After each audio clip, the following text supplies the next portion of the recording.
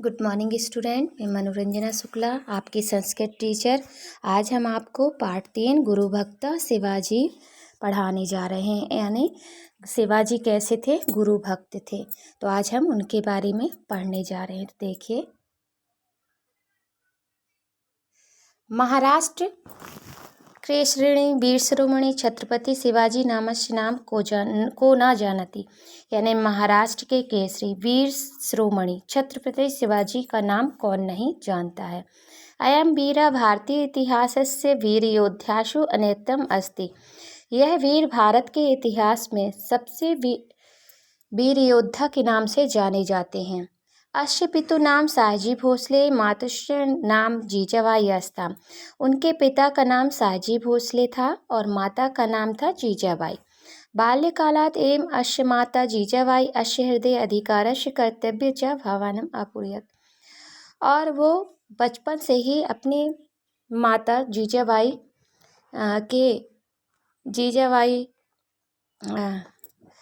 बचपन से ही उनकी माता जीजाबाई ने उनके हृदय में अधिकार और कर्तव्य की भावना को पूरा तरह से भर दिया था। यानी जब वो बच्चे थे तभी से माता उनके हृदय में अधिकार और कर्तव्य की भावना को पूरी तरह से भर दिया था। सा एवं नित्य भारतस्य कथां श्रावयति इसमें एन तस्याः पुत्र सुद्रोहिण्यां मोहम्मदीयानां बलमर्दनं कर्तुं समर्थो अभवत्।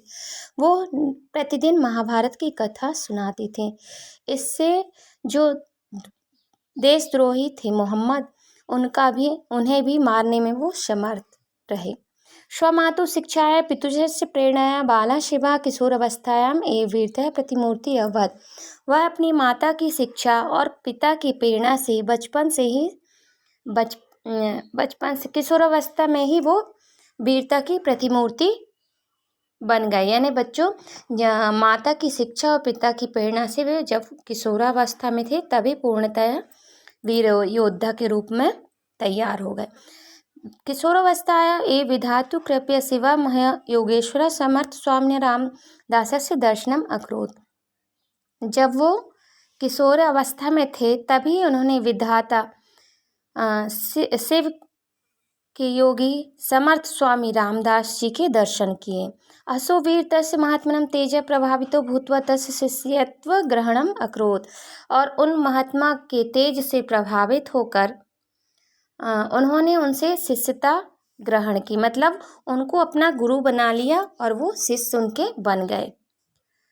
योगेश्वर रामदास्य शिष्ये भूते शिवाजीवस्य जीवने वीरता नैतिकता आध्यात्मिकता मातृभक्त्या पितृभक्त्या गुरुभक्त्या च अद्भुतम संयोगम अभवत्।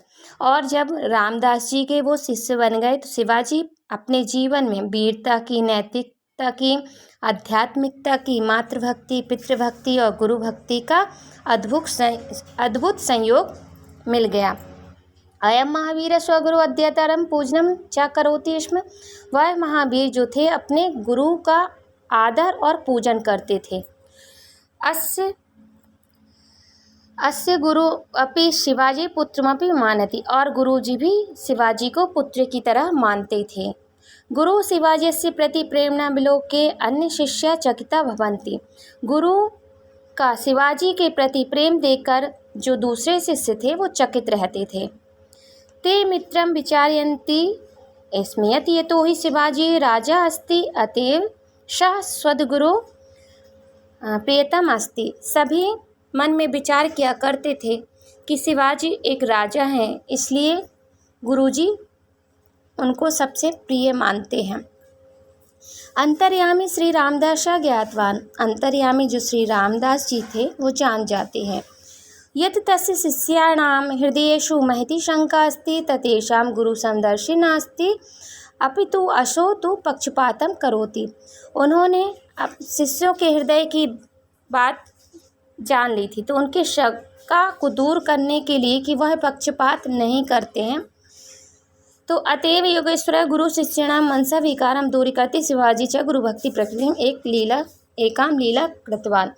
तो योगेश्वर जो रामदास जी थे अपने दूसरे शिष्यों के मन से यह शंका दूर करने के लिए, उनकी गुरु भक्ति प्रकट करने के लिए एक लीला का आयोजन किया। ठीक है बच्चों, एक बार फिर से सुन लीजिए। अंतर्यामी श्री रामदास जी जान जाते हैं कि शिष्यों के हृदय में क्या चल रहा है, तो उनकी शंका को दूर करने के लिए कि वो पक्षपात नहीं करते हैं, एक बार सभी शिष्यों के मन से यह शंका दूर करने के लिए एक गुरु भक्ति प्रकट करने के लिए एक लीला करते हैं। एकदा अशोदपीण्य विथियो भूत्वा क्रनन्तु आर्भत। एक बार वो बहुत ज़्यादा पेट दर्द से पीड़ित होकर रो रहे थे। तस्य पीड़ा अशह एक प्रतिभास्ते, उनकी पीड़ा असहनीय थी। तस्य दशां विलोके सर्वे शिष्या अति व्याकुल अभवत्, और उनकी यह दशा देखकर सभी शिष्य जो हैं व्याकुल हो जाते हैं। ते वैद्यानाहुं तत्युपचारम अकारयन्, और वो वैद्य को बुला लेते हैं उनके उपचार के लिए। किंतु गुरु उदरपीण्या धावत आसीत्, लेकिन उनकी गुरु जी की जो पेट का दर्द था वह वैसा का वैसा ही रहा। तत्पश्चात एक महान वैद्यावत तत् यदि योगेश्वरम व्याघ्री दुग्धम पिबेत तो तस्य पीड़ा समाप्त भविष्यति। तभी एक महान वैद्य वहाँ आते हैं और कहते हैं कि यदि योगेश्वर को बाघनी का दूध मिल जाएगा तो उनकी पीड़ा जो है समाप्त हो जाएगी। तत्सर्वान् शिष्यान् अकथयत् यत् भवन्तं व्याघ्रदुग्ध व्यवस्थां कुरुत। तभी सभी शिष्य कहते हैं कि बाघनी का दूध की व्यवस्था कैसे हो सकती, तेन दुग्धेन अयम पूर्ण स्वस्थ भविष्यति, वो दूध पीकर ही स्वस्थ होंगे। इदं श्रुत्वा सर्वे शिष्य भीतचकिता, यह सुनकर सभी शिष्य जो है भयभीत और चकित हो जाते हैं। सर्वे विचारयन्ति इष्मीयति व्याघ्री दुग्धस्य व्यवस्था कथं भविष्यति, इदं तो असंभव अस्ति। तभी सभी विचार करते हैं कि यदि बाघनी के दूध की व्यवस्था नहीं हो पाई तो उनके प्राण बचने असंभव हैं।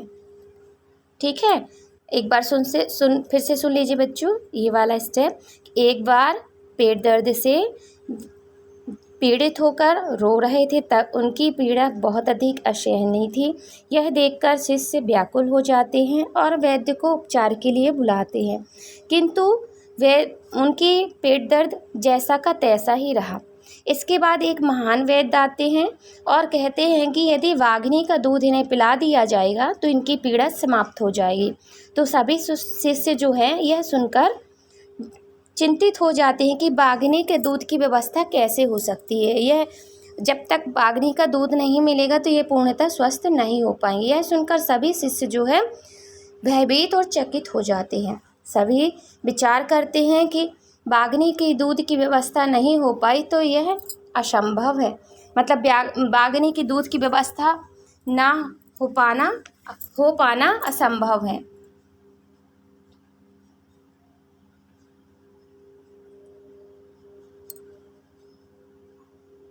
अब आगे देखते हैं बच्चों।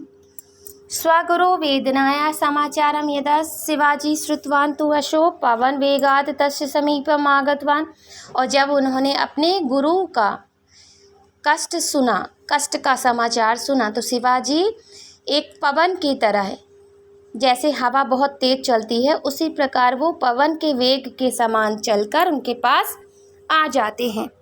तस्य दशां विलोके धीरो अपि शिवाजी वह बालमेव क्रदन्तु आर्भत। और जब उनकी दशा गुरुजी की दशा शिवाजी ने देखी तो वो बच्चों की तरह रोने लगी। तस्य गुरु तस्य सम्मुखे वेदना पीड़ितो भूत्वा क्रदन्त अयम, तो शिवाजी अश्रः आसीत्। और जब उन्होंने अपने सामने गुरु की वेदना देखी तो शिवाजी यह सह नहीं सके। सा वैद्य अपृच्छत्, तभी वैद्य से पूछते हैं कि मस्य स्वास्थ्य को अपि उपाय नास्ति, क्या इनके स्वस्थ होने का कोई उपाय नहीं।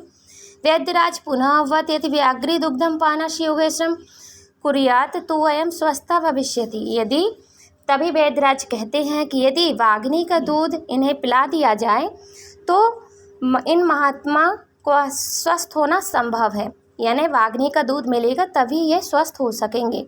इदं श्रुत्वा शिवाजी सदैव स्वर्ण पात्रम आदाय वन प्रति अधावत। और ऐसा ही सुनकर शिवाजी तुरंत ही सोने का पात्र लेके वन की ओर चल देते हैं। सर्वे शिष्य आश्चर्यचकित अवन, सभी शिष्य जो है आश्चर्यचकित हो जाते हैं। सर्वे शिवाजी व प्रमंत मान्यते स्म, सभी शिवाजी को महान मानते हैं और पागल मानते हैं कि ये पागल है जो बाघिनी का दूध लेने जा रहा है। किंतु गुरु भक्त शिवाजी गुरु रक्षात किमपि कर्तुं सन्नद्धः, लेकिन जो शिवाजी थे बहुत बड़े गुरु भक्त थे, वो गुरु की रक्षा के लिए कुछ भी करने के लिए समर्थ थे, यानी वो गुरु के लिए कुछ भी कर सकते थे। शिवाजी वनम अगच्छत व्याघ्री दुग्धार्थम, शिवाजी वन के लिए चल देते हैं बाघिनी का दूध लेने। वने शयिकां प्रसूतं व्याघ्री अपश्यत, वन में जाकर उन्होंने एक बाघिनी को देखा जो तुरंत ही बच्चा दी थी। व्याघ्री तु शिवाजी दृष्ट्वा तं स्वभोजनं च मत्वा तस्योपरि आक्रमणं कर्तुम् इच्छत्, बाघिनी जो है शिवाजी को देखकर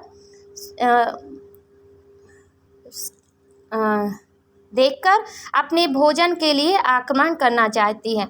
किंतु शिवाजी निरशस्त्रो भूत्वा तस्य सम्मुखे प्राञ्जलि कृत्वा अतिष्ठत् अवदत् चाहेयम्, और शिवाजी को बिना अस्त्र के देखकर उनके पास जाकर कहते हैं कि हे अम्बा, मम गुरुदेव मरणासन अस्ति, मेरे गुरुदेव जो है मरने की कगार पर हैं। तस्य उपचारम तु एव दुग्धेन एव संभवम अस्ति, उनका उपचार सिर्फ आपके दूध से हो सकता है। अतएव तस्मै त्वम् ईषत् दुग्धं प्रत्यच्छति तो यही तब महदुपकारम भविष्यति, यदि आप मुझे थोड़ा सा दूध दे देंगी तो आपका बहुत बड़ा उपकार होगा। तब दुग्धम गुरु पायित्वा अहम सदैव तब समीपे अगस्यामि, और जब मैं दूध लेकर अपने गुरु को पिलाऊंगा और उसके बाद मैं आपके पास आ जाऊंगा। तदा त्वया मम शरीरस्य मांसेन स्वाभिक्षुत् तृप्ति करनीय, तब आप मेरा मांस खाकर, मेरे शरीर का मांस खाकर अपनी भूख की तृप्ति कर लेना। इयं मम विनीता प्रार्थना अस्ति, मेरी यह आपसे विनय प्रार्थना है। शिवाजी महोदय प्रार्थनाया व्याघ्री भूमौ प्रसुप्ता, शिवाजी महोदय की यह प्रार्थना सुनकर बाघिनी कहती अथम च शिवाजी ता दुग्धम दुग्ध्वा शीघ्रम गुरु समीपम अगच्छति, देने को तैयार हो जाती है और शिवाजी बाघिनी का दूध लेकर अपने गुरु के पास आ जाते हैं। किंतु गुरु आश्रमे आगते स पश्यति तस्य गुरुदेव तो पूर्ण स्वस्थ अस्ति, जैसे ही गुरु के आश्रम में वह आते हैं तो देखते हैं कि गुरु जी तो पूर्णतः स्वस्थ हैं। शिवाजी विलोके सान्यान् शिष्यान् वदात् यत् पश्यत् शिवाजी यस्मासु शिवाजीव एव श्रेष्ठ अस्ति, तब स्वस्थ देखकर सब देखते हैं तो शिवाजी को देखकर सभी शिष्य कहते हैं कि वास्तव में शिवाजी ही एक श्रेष्ठ शिष्य है। आया मह स्वप्राणाम अपि चिंता न करोति, उन्होंने अपने प्राण की भी चिंता नहीं की है। वस्तुतः अहम अस्मै प्राण प्रिय अस्मि अतएव अयम अपि मह प्राण प्रिय अस्ति, वास्तव में वही महान है जो अपने प्राण को भी, सभी को अपने अपने प्राण प्रिय होते हैं, लेकिन उन्होंने अपने प्राण को भी दांव पर लगा दिया। सर्वे शिष्य लज्जिता वन, सभी शिष्य जो है लज्जित हो जाते हैं। यदा शिवाजी पुनः वनम गंतुम ऐच्छत् व्याघ्र समीपम तो गुरुणामुक्तम यत् वत्स कुत्रमापि मा गच्छेयं तु मम माया आसीत्, जब शिवाजी जो है वन जाने की इच्छा बताते हैं कि मुझे बाघिनी के समीप जाना है, तो गुरुजी कहते हैं कि बेटा कहीं जाने की आवश्यकता नहीं, यह तो मेरी माया थी। एतादृशः गुरुभक्ता आसीत् शिवाजी, तो यह दृश्य गुरुभक्त, सच्चे गुरुभक्त बताते हैं कि शिवाजी एक सच्चे गुरुभक्त थे। स्वगुरु प्रसादेन शिवाजी महोदय इतिहासे अमर अभवत्, और अपने गुरु के ही कारण शिवाजी महोदय जो है इतिहास में अमर हुए। अधुना अपि इयं कथा गुरुभक्तानां शिष्याणां कृते प्रेरणादायी अस्ति, और यह कथा जो है शिष्य और गुरु की भक्ति के लिए प्रेरणा देती है। तो बच्चों, आपको ये कहानी समझ आ गई होगी। इस कहानी का सारांश आप मुझे लिखकर सेंड करेंगे, ये आपका होमवर्क है। धन्यवाद।